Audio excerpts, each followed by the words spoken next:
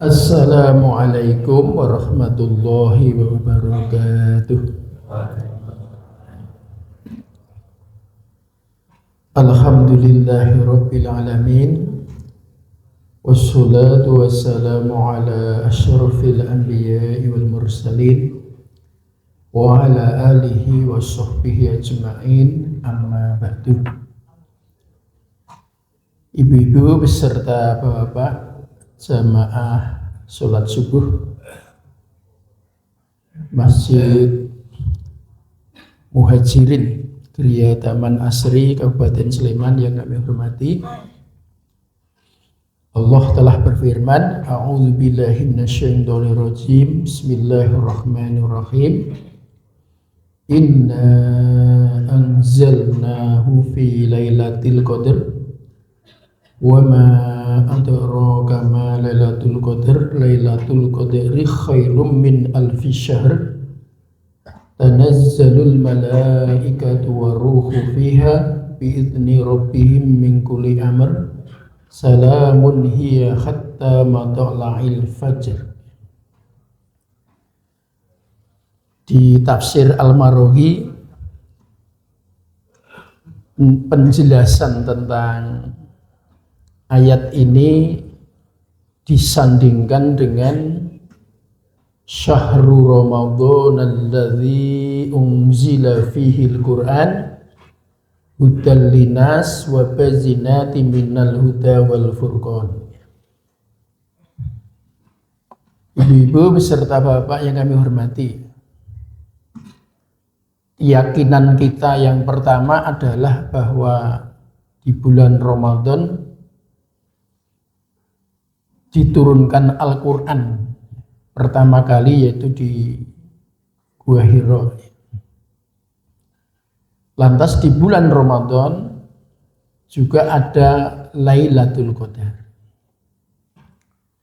sehingga kita akan meraih Lailatul Qadar itu sebagaimana fungsi Al-Quran.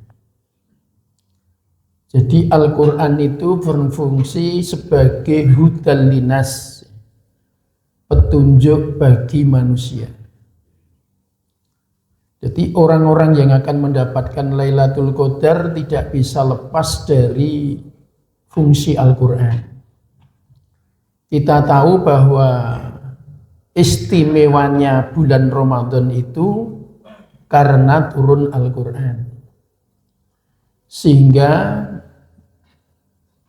mendalami, membaca, menghayati, melaksanakan isi kandungan Al-Quran itu sepanjang tahun. Ittaqillaha haitsuma kunta. Ada ulama yang punya pendapat lebih-lebih kalau di bulan Ramadan. Jadi bahasanya menjalankan syariat Islam dengan pedoman Al-Quran itu ya selamanya, tidak pilih-pilih bulan. Lebih-lebih di bulan Ramadan. Sehingga di bulan Ramadan ini karena istimewanya itu memang dengan Al-Quran, maka di bulan Ramadan ini hendaknya Al-Quran itu kita sikapi dengan semangat yang lebih. Yang pertama, ya kita baca Al-Quran di bulan Ramadan ini ya setiap hari. Warattilil Qur'ana tartila, kalau memang kita mampu ya kita baca dengan sebaik-baiknya dengan ilmu tajwid yang benar. Tetapi bukan berarti lantas kita tidak boleh membaca kalau belum bagus. Tetap kita baca sesuai dengan kemampuannya masing-masing. Khairukum man ta'allamal Qur'ana wa 'allamahu. Sebaik-baik di antara kamu semua adalah yang membaca Al-Quran, apalagi lantas mengajarkan kepada orang lain. Berarti kalau selain bulan Ramadan kita tidak punya semangat mengajar orang lain, marilah kita tumbuhkan di bulan Ramadan ini punya semangat untuk mengajari atau membimbing teman-teman kita yang kebetulan belum bisa membaca Al-Quran. Bagi kita yang memang belum bisa membaca, ya, di lain bulan Ramadan mungkin semangatnya kecil, kita tumbuhkan di bulan Ramadan ini punya semangat yang besar. Nah, karena Al-Qur'anul Karim ya, ini beberapa ahli tafsir mengatakan Islam dengan Al-Qur'annya, dengan nabinya, nabi kita, nabi besar Muhammad sallallahu alaihi wasallam, ini memang sering diartikan dengan istilah mudah. Jadi berislam itu mudah. Ada berbagai contoh ya. Islam itu terbukti mudah, terbukti mudah. Orang sering bertemu dengan orang-orang soleh. Maka kalau orang dulu mengatakan wong kang soleh kumpulono. Sing penting kerep kumpul karo wong soleh niku suwe-suwe dadi soleh. Walaupun mungkin dia tidak paham apa yang diucapkan atau kalau diminta memerinci itu mungkin tidak sanggup, tetapi maksud dari agama telah sampai kepada dia. Contoh ya, kalau kita teliti di kampung-kampung itu yang melaksanakan sholat sudah banyak sekali, sudah luar biasa yang melaksanakan ibadah sholat.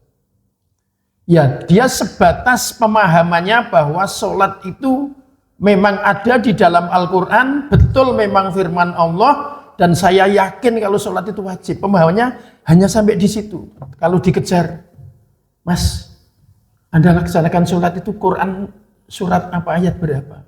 Ada yang paham, ada yang belum. Ya, yang belum itu ya tetap dia melaksanakan sholat. Karena apa? Oleh Allah dibikin mudah untuk beriman kepada Allah. Jadi beriman kepada Allah itu mudah. Hanya saja memang ilmunya ini hanya orang-orang tertentu yang sanggup. Surat ini, ayat ini, tafsirnya begini, itu hanya orang-orang tertentu. Tetapi Al-Quran memang dibikin mudah. Begitu punya uang, naik haji. Karena apa? Yakin bahwa haji itu memang diperintahkan oleh Allah dalam Al-Quran bagi yang mampu, paham. Tapi kalau ditanya, Mas, haji ini surat apa ya perintahnya? Belum tentu tahu. Karena memang orang itu dibikin mudah paham terhadap syariat Islam. Dan sifat mudah dipahami itu memang diberikan oleh Allah Subhanahu wa Ta'ala. Diberikan. Maka dari itu kita semua ini kalau menjadi umat Islam itu ya yang penting ketemu. Maka lah orang-orang tua dulu mengatakan ketemu bakal nemu. Yang penting kita sesama umat Islam itu ketemu. Nah, ketemu yang paling mulia di mana? Di masjid. Ngapain? Sholat jamaah. Jadi itu yang paling penting di masjid itu ketemu sholat jamaah, itu yang paling penting. Karena apa? Kalau sudah ketemu sholat wajib berjamaah di masjid, nanti akan menemukan banyak hal. Nah, disitulah nanti kita akan mendapatkan petunjuk dari Allah Huddalinas. Sedikit demi sedikit. Kita tidak bisa memaksakan kepada orang lain langsung paham seluruhnya, tapi sedikit demi sedikit latar kabuna tobakonan tobakin. Jadi memang tahap demi tahap. Sebagaimana kita ini diciptakan juga tahap demi tahap. Ya. Bertemunya Bapak Ibu, mohon maaf itu tahapan. Suami istri bertemu, mohon maaf beribadah, berkumpul, itu ada tahapan. Nanti di dalam rahim ibu ada perkembangan, ada janin, itu tahapan. Nanti lahir itu juga tahapan. Menikah itu tahapan dan selanjutnya. Latar kabuna tobakonan tobakin. Jadi Al-Quran itu berfungsi yang pertama hudalinas sebagai petunjuk. Yang kedua wabayinati minal huda. Targetnya pagi ini pahamnya. Petunjuk itu banyak sekali. Zabur juga petunjuk. Taurat juga petunjuk. Injil juga petunjuk. Bahkan banyak sekali di luar itu petunjuk-petunjuk. Ya. Tetapi begitu Al-Quran turun dinyatakan wabayinatim minal huda. Al-Quran menjadi penjelas atas seluruh petunjuk. Sehingga kalau di dalam surah Al-Baqarah itu walladzina yu'minuna bima unzila ilaika. Kita itu harus yakin kepada yang diturunkan kepada K di situ adalah Nabi Muhammad sallallahu alaihi wasallam, yaitu Al-Qur'an. Kita harus yakin dengan kitab suci Al-Qur'an. Wa ma unzila min qablik, yakin pula dengan yang sebelumnya. Sebelum Nabi Muhammad siapa? Nabi Daud, Nabi Musa, Nabi Isa, Zabur, Taurat, Injil. Kita juga harus yakin bahwa sebelum Al-Quran ada itu. Tetapi terhadap sebelum Al-Quran yang penting kita yakin ada. Tetapi kepada Al-Quran tidak boleh hanya sekedar yakin. Harus berusaha membacanya, berusaha memahaminya, berusaha mengamalkan yang menjadi isi kandungannya. Kenapa cukup Al-Quran? Karena peristiwa Zabur, Taurat, Injil seluruhnya dijelaskan dalam kitab suci Al-Quran. Yang terakhir, wal furqan. Al-Quran itu menjadi pembeda, sanggup membedakan yang hak dengan yang batal. Ya, maka kalau Ali bin Abi Thalib mengatakan al-haqqu bila nidhamin yaghlibuhul batil binidham. Yang hak itu kalau tidak dikoordinir dengan rapi, tidak dimanage dengan baik, akan diporak-porandakan oleh yang batal tetapi terorganisir secara baik. Nah, bagaimana cara mengorganisir? Al-Quran itu betul hak, tapi harus dikoordinir. Bagaimana caranya? Fungsi wal furqan sebagai pembeda, maka kita harus belajar dengan Al-Quran mana yang hak, mana yang batal. Dan kita memilih yang hak. Belajar yang hak itu mana? Itu dengan Al-Quran. Logika, belajar yang benar dan yang salah. Kita pelajari mana yang benar, mana yang salah menurut Al-Quran, dan kita pilih yang benar.